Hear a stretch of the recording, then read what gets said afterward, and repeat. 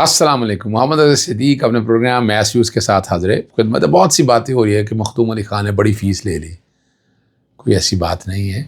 چلیں آپ سے ڈسکس کرتے ہیں 9 مئی کے کیسز کے حوالے سے جو معاملات چل رہے ہیں اور استعارہ دہشت گردی کی عدالتیں اب کیا کرنے جا رہی ہیں.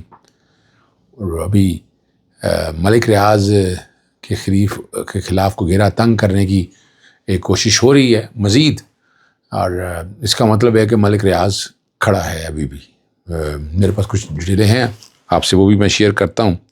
اور سب سے پہلی جو خبر ہے وہ جمہوریت کی درجہ بندی میں پاکستان کی 6 درجے تنزلی ہوگی. اب یہاں سے اندازہ لگا لیں. عالمی درجہ بندی میں 124واں نمبر اور آمرانہ حکومت تنزلی کی وجہ قرار پائی ہے جی. اور یہ جو ہے نا رپورٹ جاری جو کی ہے انڈیکس کے کانٹیکس کے حوالے سے، بنگلہ دیش کی 25 اور جنوبیہ کوریا کی 10 درجے تنزلی ہوئی ہے. اکانومسٹ کی رپورٹ آ گئی ہے. بات تو دیکھیں یہاں سے یہ پاکستان میں جمہوری نظام کہاں ہے، جمہوری کلچر کہاں ہے. اور پاکستان میں اس وقت جتنی کرپشن، لا قانونیت اور یہ سارا کچھ لوٹ مار چل رہی ہے، تاریخ میں شاید اتنی نہیں ہوئی. اور اس کی وجہ بھی یہ ہے نا کہ یہ نظام جب آپ نے انسٹال کیا، آپ نے نیب کے پر کاٹ دیے. اینٹی کرپشن کچھ کر نہیں سکتا. سیاسی انجینئرنگ ہے، ایف آئی اے جو کام کر رہا ہے یا پولیس جو کام کر رہی ہے، وہ ساری چیزیں اب ریکارڈ کے اوپر ہیں. یعنی آپ تک وہی حقائق بتانے ہیں جو مجھے پتہ ہے، جو اندازہ ہے، اور جو چیزیں جس سمت میں چل رہی ہیں اور جس طرح سے یہ سارا معاملہ ہو رہا ہے، وہ سوچنے والی بات ہے اور بڑی تکلیف دہ بات ہے. جو سمجھنا ہے نا کہ بہت تکلیف دہ بات ہے کہ یہ جو کچھ بھی ہو رہا ہے، یعنی الٹیمیٹلی کیا ہے اس کا، کوئی حکومت نام کی کوئی چیز ہے. وہ پھر سلمان اکرم راجہ نے جو سپریم کورٹ میں کہا وہ بھی میں آپ کے سامنے رکھوں گا، اور میں آپ کے سامنے سچائی اور حقائق بھی بتاؤں گا. دوسری جو خبر ہے خیبر پختونخوا حکومت کے حوالے سے، مخدوم علی خان کے حوالے سے بڑی ایگزریٹڈ خبریں چل رہی ہیں کہ 4.5 کروڑ روپیہ جو فیس لے لی ہے. وہ فیس اتنی لیتے ہیں. وہ کبھی حکومت پنجاب سے ریکارڈ نکلوا کے دیکھیے گا، کبھی ریکارڈ وفاقی حکومت سے نکلوا کے دیکھ لیجیے گا. یعنی ہم نے اس کو ویسے ہی بنا لی ہے بھئی وہ امپورٹنٹ ایشوز ہے کوئی اور قانون کو بچانا ہے، تو یہ کوئی انوکھی فیس نہیں دی ہے. یعنی یہ کہنا یا یہ چیزوں کو اس طرح لے کر چلنا کہ جناب کوئی قابل وکیل نہیں ہے، یعنی بھی قابل وکیل کا ایشو نہیں ہے. ایشو ہے بات کو سمجھنے کے کانٹیکس کے حوالے سے. اور ہمارے دوست جو ہیں وہ اپنی گورنمنٹ کے اگینسٹ شروع ہو جاتے ہیں اور اس خبر کو جس طرح لے کر گئے ہیں. اب میں جو وکالت کرتا ہوں نا، خود مخدوم علی خان میرے خلاف پیش ہوتے رہے کئی کیسز میں جو نے پبلک انٹرسٹ کے لیے اور پیسے وہ فیس، یعنی یہ کوئی انوکھی فیس نہیں لی انہوں نے. اور وکلا برادری جو ہے اتنی فیس لیتی ہے، اس میں ایسی کیا بات ہے؟ ہم نے بلا وجہ اس کو ایسا کر دیا ہے اور شور اٹھایا ہوا ہے. ٹھیک ہے نا جی. اب یہاں جو باتیں ساری سامنے آئی ہیں ویسے ہے جی، آفس کا تقریباً 60 لاکھ وکلا کو 5 لاکھ سے لے کر 20 لاکھ ماہانہ تنخواہیں دی جا رہی ہیں. اب یہ ذکر کرنے کی بتایا جا رہا ہے جب ایکسائز محکمے اپنے بھی 8 وکلا ہیں جنہوں میں لاکھوں تنخواہیں مل رہی ہیں. یہ سوال اہلیت کا نہیں ہے، میں نے پھر آپ کو بتایا تھا. سوال ہے کہ ہم ان چیزوں کو ہم جذبات کی رو میں بہ جاتے ہیں. کچھ چیزیں ایسی ہیں جو میرٹ پہ ہیں، ڈیفینڈ کرنا چاہیے اس بات کو. کیوں بلا وجہ اگر اس طرح ڈیفینڈ کرنے کی ضرورت ہے بتائیں نا ذرا. عمران خان کے خلاف جو کیسز جتنے کی ہیں وہ کتنی فیصد دی ہیں؟ کبھی سوچا آپ نے؟ اسپیشل پروسیکیوٹر کے کوئی ڈیٹا سامنے آیا ہے عمران خان کے خلاف؟ ذرا وہ لے کے آئیں جو ایف آئی اے کے اسپیشل پروسیکیوٹر آتے رہے، بہت سے لوگ آتے رہے، ذرا وہاں سے پتہ چلے نا کہ کتنے فیصد دی ہیں. وہ بھی تو دیکھنا چاہیے نا ہمیں جب یہ سارا کچھ سامنے آئے گا تو پتہ چلے گا نا کہ کیا ہیں حالات اور کیا واقعات ہیں. ہم توجہ ہی کوئی نہیں ہے. تو یہ توجہ ٹھیک ہے، باقی 9 مئی میں سپریم کورٹ میں ضمانتوں کی منسوخی میں ہم نے تو یہ دیکھا ہی نہیں ہے. انہوں نے کہا جی رپورٹ داخل کرنی ہے، 2 ہفتوں کی رپورٹ دے دیں. ضمانت منسوخی سپریم کورٹ میں بڑا ریئر کام ہے.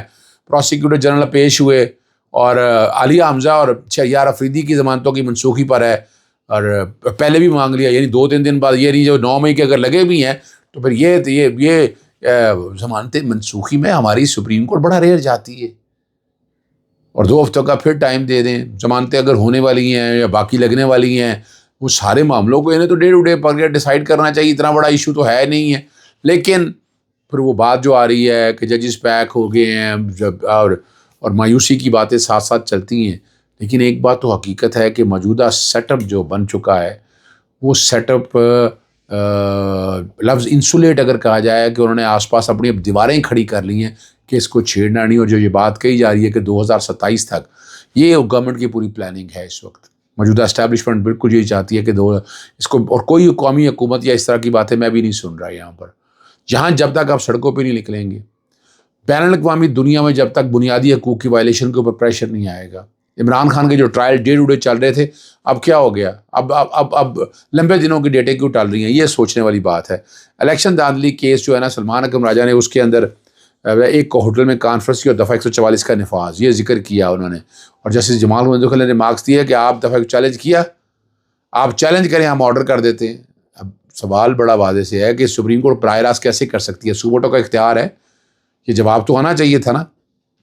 اور وہاں انہوں نے کہا کہ ہم مطالبہ کیا کرتے، اب تو کام ہونا تھا، ہو چکا ہے، لیکن تاریخی میں بتاتا چلوں 1 سال سے زیادہ عرصہ ہو گیا ہے، 1 سال تو کم از کم ہو گیا ہے کہ جب لاہور ہائی کورٹ میں الیکشن سے پہلے میں نے 144 والے معاملے کو اٹھایا تھا، جسٹس شاہد بلال حسن نے ڈسمس کیا، انٹرا کورٹ اپیل گئے، پھر دوبارہ 144 لے کے آنا شروع کیا، جسٹس شاہد کریم نے یہ معاملہ سنا، اور جسٹس شاہد کریم چھٹیوں میں نہیں تھے، چھٹیوں میں یہ معاملہ رکھا، جسٹس شکیل صاحب کے پاس گیا، جب واپس آ گئے تو کیس ان کے پاس آنا چاہیے تھا، لیکن جسٹس ایم ندیم ارشد کے پاس لگا گیا۔ وہاں جو آرڈر پہلے ہوئے تھے کہ FIR کتنی 144 کے نفاذ کا سلسلے میں، وہ سارا ڈیٹا لے کے آئے، کوئی ڈیٹا نہیں دیا۔ یہ میں نے تو حالات آپ کے سامنے بتانے، تو یہ ہماری جوڈیشری کے حوالے سے اگر یہ بات کر رہی ہیں تو جسٹس جمال مندوخیل صاحب کو یہ بھی پتہ ہونا چاہیے تھا کہ کیا ہے تاریخ جو ہے وہ یہ ساری سامنے بڑی واضح طور پر ہے۔ جس وقت پروگرام ریکارڈ ہو رہا ہے اس وقت جوڈیشل کمیشن کا اجلاس ابھی چل رہا ہے، اور ایڈیشن ججز کی تعیناتی 8 سیشن ججز کے نام پہلے آ چکا ہوا ہے بڑی واضح طور کے اوپر، اور میں نے ٹویٹ بھی کر دیا ہوا ہے، بتا بھی دیا ہوا ہے، میں پڑھ دیتا ہوں ٹویٹ میں نے جو ہمارے دوست ہیں اشفاق لاہور سے ہیں، جرنلسٹ ہیں، اور انہوں نے ابر گل صاحبہ کا نام کہا جی ہر صورت میں جج بن جائیں گی، یہ لکھا انہوں نے، اور میں نے اس کو ٹویٹ پہ لکھا اجلاس ہوا نہیں اور فیصلہ ہو گیا، آخر فیصلہ کرنے والے کون ہیں؟ کہ میں نے یہ بڑا باعث طور پر رکھا، لیکن جو ججز کے نام گئے، کیسر Nazir but, Akmal Khan, Tanveer Ahmad Sheikh, جزیلہ Aslam, Tariq Mahmood Bajwa, Shahida Saeed, intelligent لوگ ہیں ان میں سے، لیکن بہرحال جتنا بھی ہے معاملہ وہ اب آپ کے سامنے ہے۔ سپریم کورٹ نے 9 مئی پر جوڈیشل کمیشن کی تشکیل کے لیے پاکستان تحریک انصاف کی درخواست غیر مبینہ مدت تک ملتوی کر دی۔ جسٹس جمال مندوخیل نے استفسار کیا کہ کس قانون کے تحت جوڈیشل کمیشن بنائے۔ آپ نے درخواست میں لکھا کہ 9 مئی کو درجنوں لوگ مارے گئے، کس کا ڈیتھ سرٹیفکیٹ درخواست کے ساتھ نہیں لگایا۔ وکیل حامد خان نے کہا کہ جواب دیا کہ انکوائری جوڈیشل کمیشن کرے گا تو اموات کا پتہ چلے گا۔ اس پر جسٹس رضوی نے کہا کہ ایک سرٹیفکیٹ یا FIR کی کاپی تو لگا سکتے تھے، اور جوڈیشل کمیشن کا بڑی سیدھی سی بات ہے، حکومت کے پاس اختیار ہے section Pakistan commission of inquiry act کے تحت، ایسا چلیں وہ نہیں ہے تو ہائی کورٹ کے پاس اختیار ہے سول پروسیجر کوڈ کے تحت، سپریم کورٹ کے پاس اختیار ہے سول پروسیجر کوڈ کے تحت، اگر آپ نے جوڈیشل کمیشن بنانا ہے تو بنا سکتے ہیں، لیکن جوڈیشل کمیشن نہ 9 مئی کا اور نہ ہی 26 نومبر کے حوالے سے، اور ابھی تک بالکل نہیں ہے، اور وہ کیوں بنائیں گے وہ مشکل کام ہے، وہ ذرا سمجھنا ہے۔ اگر جوڈیشل کمیشن بن جاتا ہے تو سارا کچھ سچ سامنے آ جائے گا، تو پھر یہ نظام ٹھہر نہیں سکتا، یہ نظام رہ نہیں سکتا، یہ یاد رکھیے گا۔ یہ باتیں وہ ساری ہیں جو آپ کو پتہ ہونی چاہیے، حقائق پتہ ہونے چاہیے، ایک ایک چیز سمجھ آنی چاہیے، یہ سمجھ آئے گی تو چیزیں آگے جائیں گی نا، ورنہ تو یہ معاملات اسی طرح الجھتے رہیں گے، اسی طرح چلتا رہے گا نظام، اسی طرح ہی ہم سارا کچھ دیکھتے رہیں گے۔ لیکن آخری خبر جو ہے وہ احمد فراز صاحب کی جو بیگم صاحبہ ہیں، اور عدالت نے واضح احکامات اور قانون کی سخت ممانعت کے مطابق تفتیشی افسر جو ہے ممتاز بیگ نے SSP انویسٹیگیشن ارسلان شاہ زیب اور پری گل ترین جو ہیں SP انویسٹیگیشن دوران ریمانڈ، انہوں نے کہا جی میری اہلیہ پر سخت جسمانی تشدد کیا اور اس میں مرضی کا بیان لکھوانے کے لیے سنگین نتائج کی دھمکیاں بھی دی، جبکہ ولنگ اسٹیشن کے مین گیٹ پر تعینات پولیس اہلکاروں نے مجھے بھی شدید بدتمیزی کی اور ہاتھا پائی کی کوشش کی۔ یہ احمد فراد بتا رہے ہیں، اور پاکستان میں یہی تو بات ہو رہی ہے، پاکستان میں اور کیا ہے، رول آف لا نام کا ہے جو نظر آ رہا ہے، اور حالات جس سمت کی طرف چل رہے ہیں، جو باتیں چل رہی ہیں، وہاں سے آپ کو اندازہ ہو جائے گا کہ کیا ہو رہا ہے۔ لیکن یاد رکھیے گا ظلم پہ مبنی جو نظام ہے نا وہ زیادہ دیر چل نہیں سکتا۔ ناانصافی تو چلیں عدالتوں نے کر رہی ہیں نا، لیکن جب ظلم کریں گے تو وہ زیادہ دیر چل نہیں سکتا۔ اور اس کا رزلٹ ضرور نکلنا ہے. اجازت چاہتا ہوں. السلام علیکم. اللہ حافظ. پاکستان زندہ باد.